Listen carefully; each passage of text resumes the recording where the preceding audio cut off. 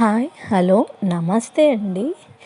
ఈరోజు నేను తలకాయ కర్రీ ఎలా తయారు చేశానో మీకు ఎక్స్ప్లెయిన్ చేస్తాను. నేను ఎలా చేశానో మీకు చూపిస్తాను. ముందుగా మనం ఒక చిన్న సైజు తలకాయ తీసుకున్నామండి. మేము ఇందులో కాళ్ళు తీసుకోలేదు, ఓన్లీ తలకాయ మాత్రమే.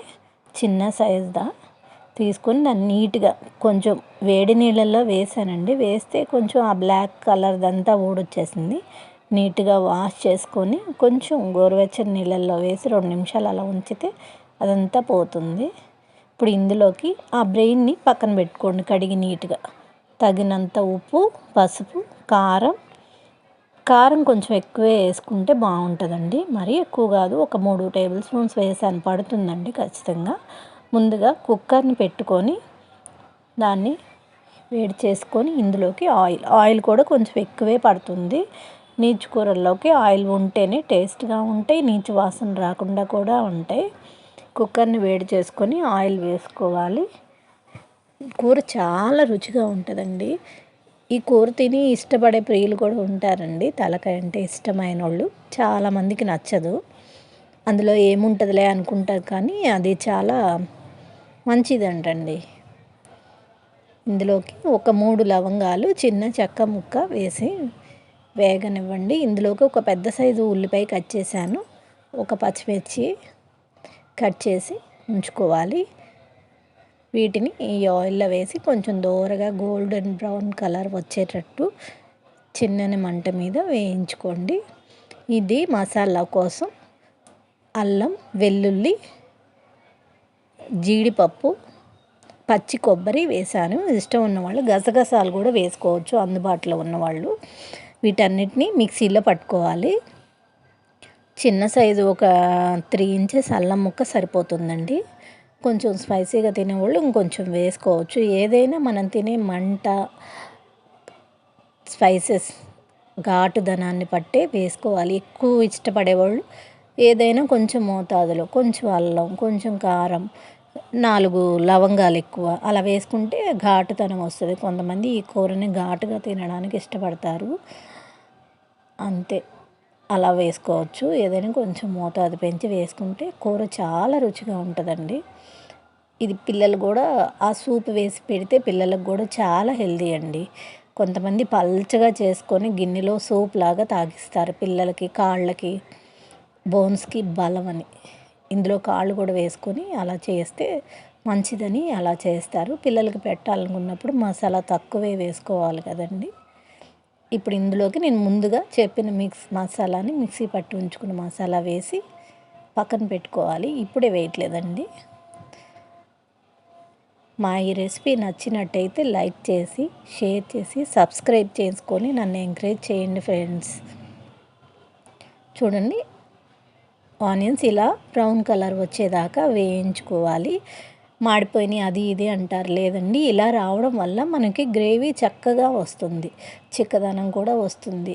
రెస్టారెంట్లో బ్రౌన్ ఆనియన్స్ అంటూ ఉంటారు, చూసారా? వాళ్ళు అలా ఉంటే మార్చిపోయినాయి అనుకుంటారు, అనుకోం కదా. అది రెసిపీలో ఒక ఇది. నేను ముందుగా ఉప్పు, కారం వేసి కలిపి పక్కన ఉంచుకున్నాను కదండి, అవన్నీ ఇందులో వేసేసాను. ఆ తలకాయ, ఆ ముక్కలన్నీ ఇందులో వేసేసాను, తలకాయ ముక్కలు. దీన్ని చక్కగా మిక్స్ చేసుకోవాలి. మిక్స్ చేసుకొని 2 నిమిషాలు వేగనివ్వాలి. ఆల్రెడీ అందులో వాటర్ ఉంటాయండి. ఇది చాలా చిన్నది కదా, చాలా లేతగా ఉంది తలకాయ. నేను కుక్కర్ విజిల్స్ పెట్టాను. లేదు విడిగా వండుకోవాలనుకునే వాళ్ళు, కొంచెం ఎక్కువ టైం పట్టినా పర్వాలేదు అనుకున్న వాళ్ళు విడిగా కూడా చేసుకోవచ్చు. కానీ విజిల్ పెడితే త్వరగా రెడీ అయిపోతుందండి. బయట ఉడకాలంటే చాలా టైం పడుతుంది, చాలా పేషెన్స్ కావాలి. బయట చూసుకుంటా వండుకోవాలి. విజిల్ పెట్టామంటే కొంచెం త్వరగా రెడీ అవుతుంది. ఆ బోన్స్లో సారం కూడా ఆ సూప్లోకి వచ్చేస్తుంది మెత్తగా, చక్కగా. ఉట్టి సూప్ అయినా టేస్ట్గా ఉంటుంది. ఈ మసాలా అంతా ఆ ముక్కలకు పట్టించేదాకా మగ్గించుకొని మూత పెట్టి చిన్న మంట మీద కొంచెం నీచు వాటర్ పోయేదాకా ఉడికించుకోవాలి. ఇప్పుడు ఇందులోకి తగినంత ఎసరు, ఆ ముక్కలు మునిగేదాకా వేసుకోవచ్చు. కొంచెం గ్రేవీ థిక్గా ఉండాలనుకునే వాళ్ళు ఇంతవరకు సరిపోతుంది. ఒక 1½ పోసాను, లేదంటే 2 గ్లాసులు కూడా వేసుకోవచ్చు. కొంచెం చాలామంది దీన్ని పల్చగా నీళ్ళలాగా ఇష్టపడేవాళ్ళు. ఇప్పుడు చూడండి ఆ బ్రెయిన్ ఇప్పుడు అందులో ఒక పక్కన అలా వేసి వదిలేయాలి. దాన్ని ఏమీ కదపకూడదు మనం. ఇప్పుడు కుక్కర్ మూత పెట్టుకొని 2 విజిల్స్ సరిపోతుందండి. నేను 3 విజిల్స్ పెట్టాను. 3 విజిల్స్ పెట్టేసరికి ఆ బొనికలు కూడా మెత్తగా మెల్ట్ అయిపోయినాయి. అంత మెత్తగా ఉడికిపోయింది. అది చాలా లేతది కామాల్సు ఐ థింక్. కొంచెం పెద్దదైతే 3 పెట్టుకోవచ్చేమో. బాగా బోన్స్ కూడా మెత్తగా మెల్ట్ అయిపోయేట్టు ఉడికిపోయినాయి. చూడండి రెడీ అయిపోయింది. ఎంతో టేస్టీగా ఉండే తలకాయ కూర రెడీ. ఇప్పుడు ఆ బ్రెయిన్ని మనం ఏ విధంగా కూడా కదపకూడదు. కొత్త వాళ్ళైతే దాన్ని తీసి వేరే సపరేట్గా ఒక గిన్నెలో పెట్టుకోండి, లేదంటే అందులో కలిసిపోయి అది ఊడిపోతుంది, చాలా మెత్తగా ఉంటుంది. అందుకని దీన్ని ఇప్పుడు సన్నని మంట మీద కొంచెం సేపు ఉడికించుకోవాలి. సన్నని మంట మీద ఉడికితే కొంచెం నేను ఈ గ్రేవీని థిక్గా పెట్టాలనుకుంటున్నాను. అంత జారుగా ఉంటే మాకు నచ్చదు. ఇందులోకి ఇప్పుడు గరం మసాలా యాడ్ చేశాను. మీకు నచ్చినంత వేసుకోవచ్చు. ఇష్టం ఉన్నవాళ్ళు కొంచెం ఎక్కువ వేసుకోవచ్చు. నేను చాలా కొంచెం వేసాను. ఎక్కువ మసాలాలు కూడా అవసరం లేదండి. ఎందుకంటే ఈ రోజుల్లో ఎవరికైనా హెల్త్ ఇష్యూస్ ఉంటున్నాయి, గ్యాస్ అని అయ్యని అని. ఇలా తినటం వల్ల పెద్ద ప్రాబ్లం కూడా ఉండదు. కొంచెం ఎక్కువ క్వాంటిటీలో కూడా తినగలుగుతాము లైట్గా వేసుకోవడం వల్ల. ఘాటుదనం వల్ల ఎక్కువ క్వాంటిటీలో తినలేము, గ్యాస్ అలా ఫామ్ అవుతుంది. నేను ఆ బ్రెయిన్ అక్కడే ఉంచి మెల్లిగా కదుపుతూ దాని జోలికి వెళ్ళకుండా పక్క నుంచి మిక్స్ చేస్తూ 2 నిమిషాలు ఉడికించుకోవాలండి చిన్నని మంట మీద. ఆ వాటర్ కొంచెం ఈ ఈ స్టేజ్లో ఉన్నప్పుడు కూడా తీసుకోవచ్చు. అది దించాక ఆరాక కొంచెం చిక్కగా వస్తుందండి కంపల్సరీగా. ఆరే కొద్దీ చిక్కపడిపోతుంది. నాకు ఇంకొంచెం దగ్గర కాబట్టి బాగుంటుంది అనిపించి నేను కొంచెం దగ్గరగా ఉడికించాను. చిన్నని మంట మీద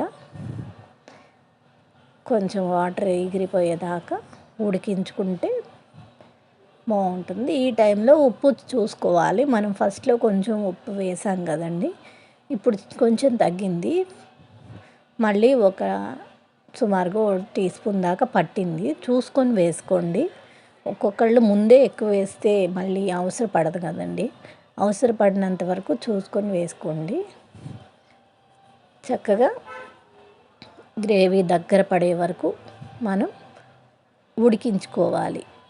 ఇలా ఉడికించుకుంటే ఈ కర్రీ రోటీస్లో కూడా చాలా బాగుంటుందండి. రైస్ రోటీ రెండింటి కాంబినేషన్లో చాలా బాగుంటుంది.